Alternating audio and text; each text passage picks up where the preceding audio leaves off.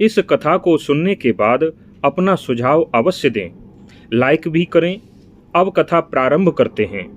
रावण ने नागों, राक्षसों, असुरों, दैत्य, यक्षों और दानवों की बहुत सी कन्याओं को अपने विमान पर चढ़ा लिया। वे सभी सुंदर कन्याएं जोर जोर से रो रही थीं, लेकिन उनका रोना वहां पर कोई नहीं सुन रहा था।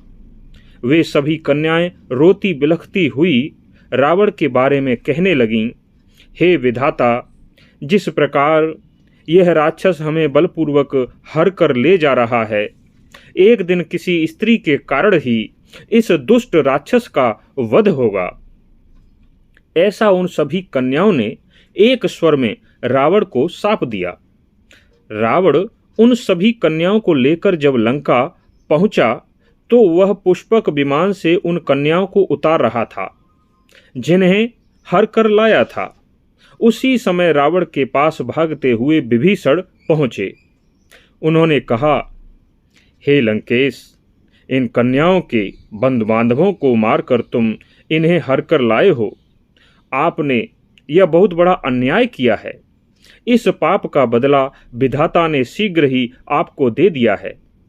आपको पता भी है कि हमारी मौसेरी बहन कुंभीनसी का मधु नाम के दैत्य ने अपहरण कर लिया है। आपके इतने शक्तिशाली होते हुए भी वह हमारी बहन को लंका से ही लेकर गया है। हे लंकापति, आपके इस पाप कर्म का फल हमें अपनी बहन के अपहरण के रूप में प्राप्त हुआ है। हम यहाँ श्रोताओं को बता दें कि रावण के 3 नाना थे। सोमाली उसके खास नाना थे। सोमाली के बड़े भाई माल्यवान थे, अर्थात कैकसी के ताऊ थे। उनकी एक पुत्री थी जिसका नाम अनला, अर्थात कैकसी के ताऊ की लड़की का नाम अनला था, जो रावण की मौसी लगी। इस अनला की पुत्री का नाम था कुंभीनसी। इस प्रकार कुंभीनसी रावण की मौसेरी बहन हुई। अब आगे की कथा सुनाते हैं। रावण ने पूछा कि क्या लंका में तुम लोग नहीं थे? तुम्हारे सामने मधु दानव कैसे हमारी बहन का अपहरण करके ले गया? तब विभीषण ने बताया कि मैं तपस्या के लिए पानी के भीतर रहने लगा। मेघनाथ यज्ञ करने के लिए चला गया था और भैया कुंभकर्ण नींद का आनंद ले रहे थे।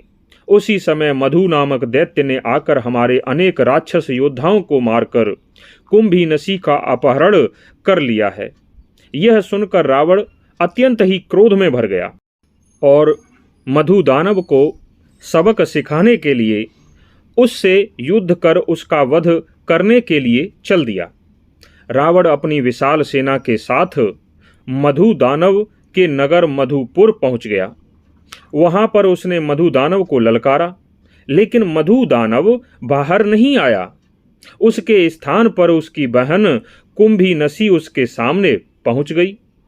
कुंभीनसी ने भयभीत होते हुए अपने भाई रावण के सामने हाथ जोड़कर कहा, हे भ्राता, मेरे ऊपर एक उपकार करो।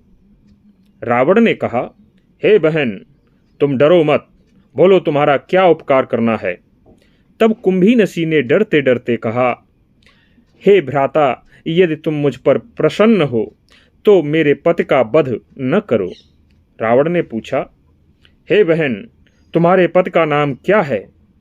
तब उस कुंभीनसी ने कहा, मेरे पति का नाम मधु है।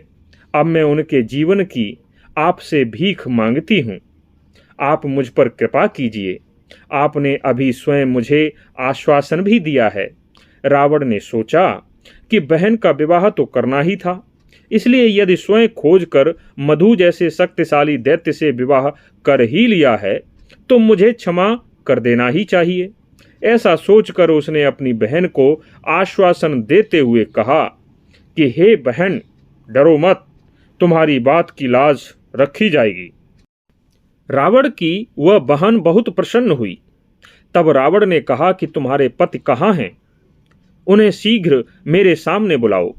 कुंभीनसी ने अंदर जाकर सोते हुए मधु दानव को जगाया और कहा कि हे पतिदेव, अब आप निद्रा को त्याग कर मेरे साथ मेरे बड़े भाई रावण के सामने चलें। उन्होंने तुम्हारे वध का विचार त्याग दिया है। थोड़ी देर में ही मधु दैत्य और रावण की बहन कुंभीनसी दोनों रावण के सामने उपस्थित हुए।